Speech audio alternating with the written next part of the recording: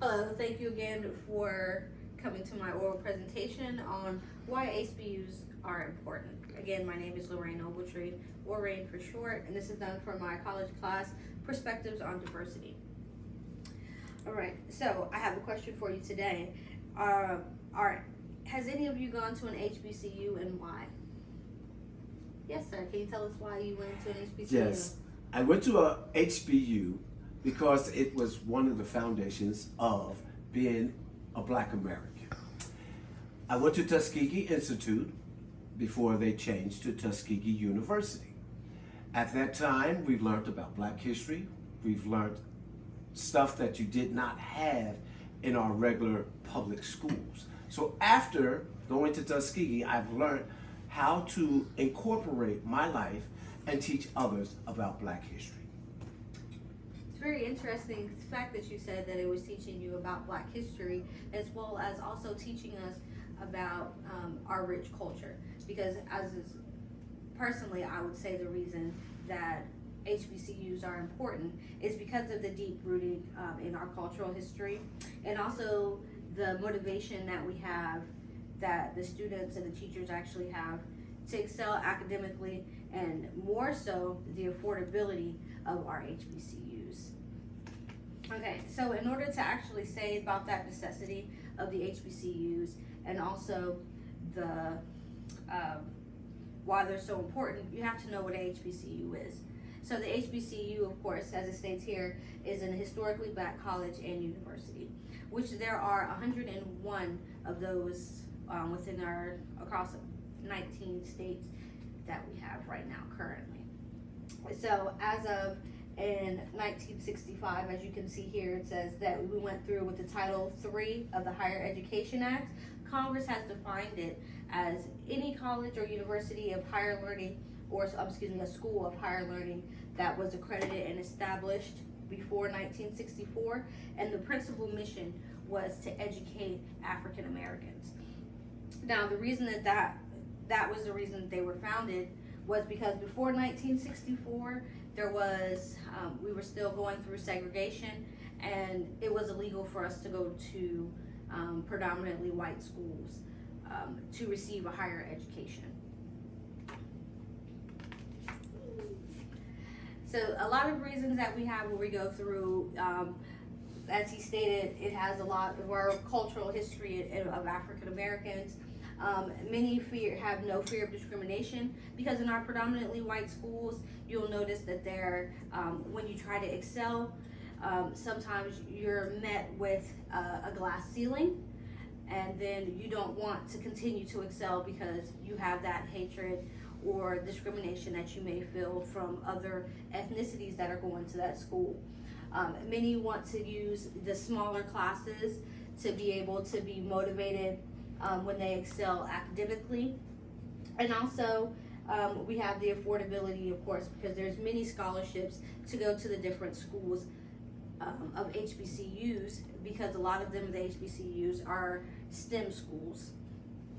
And also, we also have the recruitment from the graduates for HBCUs that go with our STEM schools. And this particular HBCU partnership challenge that we have was just started by Congressman Alma Adams. She is from South Carolina, where she has partnered with many different companies to be able to use all of those HBCU graduates in all of the different STEM fields that we use. So while we're looking at our financial status, you'll see that there are more than 75% of students that go to any type of college here within the United States. They have at least 75% of those, they use Pell Grants. They also have the Plus Scholarship loans, which can be anywhere that use only partial amount of their tuition to the full amount of their tuition. According to Sarah Wood with the U.S. News, most Black graduates as a group owe more than $25,000 more than our white counterparts. So that is one of the biggest things about HBCUs that they afford, is that they don't cost as much. For an example, our school here in Atlanta has with Spelman College, their fees were for tuition for both the fall semester and the spring semester was only $28,181, as according to a predominantly white school here in Atlanta, Angus Scott College, that was $44,250 for a yearly tuition. So with that being said, you know, even though we're still using the financial aid, there's still the less probability that your loan that you'll be saddled with at the end of the year is not going to be as high when you're using it for an HBCU. And then we also have the motivation that we go through, that we use with our small classes that are at HBCUs. You'll be in a different type of community that you'll feel, and that community is, of course, it's going to help you stem. They're going to look like you. They're going to be able to understand some of the hardships that you've gone through, and with those hardships, they'll give you ways to be able to deal with some of the issues that you've had, to be able to get through with those colleges, and it leads to the decreased physiological issues, your increased self-awareness, and when you have those, the less amount of psychological issues of those we have, or the depression, because you're able to you're being accepted and you're fitting in, and also with your self-awareness, you're able to look at what you're learning in school and be able to apply it to your everyday life, like our participant here was able to do with his school with his schooling and interpreting it into school, into his life, and be able to pass that down onto different generations that we're seeing now.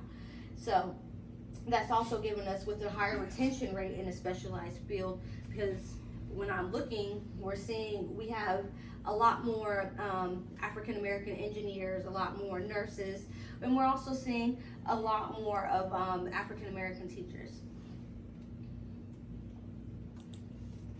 All right, and so as we said that we're coming here to a close, I just would like to state how our HBCUs were very important, because those students were enriched by that deep-rooted culture of African Americans. Not only that, those teachers were excelling, they were motivating them to excel. They weren't having any type of hardships too much, to the point where the academics, where they didn't want to excel academically.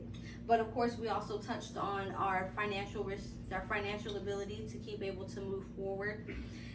So the HBCUs were also more affordable to those average students. So those low income and those first generation students, they're able to go to school more often, and be able to participate in more classes because of the lower tuition that we did have with those. Does anyone else here have any other questions that they would like to ask about our presentation today?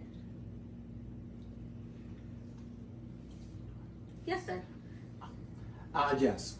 Since most HBCUs, they did a lot of things within our communities. Besides having a secondary school, we also encouraged ourselves as classmates between all the different colleges to go further in school. So it encouraged us to also get our masters, go get doctors. And as you know, within our community in itself, we have a lot of people that went to the Congress, and we have a lot of people who also were doctors, lawyers. We had the genre of all the education and the fields. And when they stepped into these points, they were the first in a lot of cases, which also brought on a lot of different connotations of different struggles. But knowing these struggles, they persevered. And a lot of us are still trying to teach our youngs how to progress in a difficult field, so that you will be monetary and physically able to progress in your career field. Okay. Yeah, I thank you for that. So is there a question in there? Good.